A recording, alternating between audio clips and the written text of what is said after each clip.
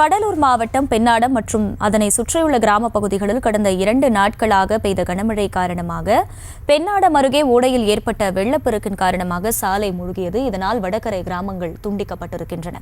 கூடுதல் விவரங்களை செய்தியாளர் நவேந்திரன் வழங்க கேட்கலாம். நவேந்திரன், அங்கே தொடர்ந்து கனமழை பெய்து வருகிறதா? இந்த கிராமங்களுக்கு போக்குவரத்தும் துண்டிக்கப்பட்டிருக்கும் நிலையில் அங்கிருக்கக்கூடிய மக்களின் அன்றாட தேவைக்கு என்னென்ன ஏற்பாடுகள் செய்யப்பட்டிருக்கு?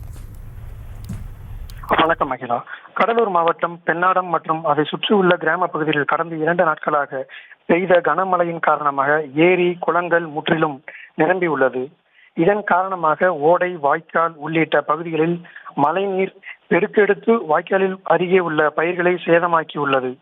தற்போது நந்திமங்கலம் வடகரை கிராமங்களுக்கு இடையே ஓடையில் ஏற்பட்ட வெள்ளப்பெருக்கின் காரணமாக பொதுமக்கள் சென்று வரும் சாலையில் முழங்கால் அளவிற்கு நீர் தேங்கியுள்ளது.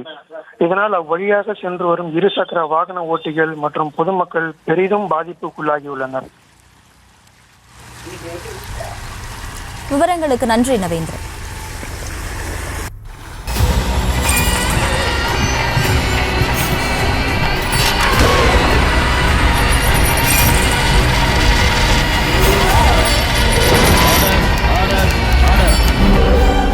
குற்றங்களின் மறுபரிமாணம் நிகழ்தகவு நமது நியூஸ் தமிழ் தொலைக்காட்சியில் விரைவில்.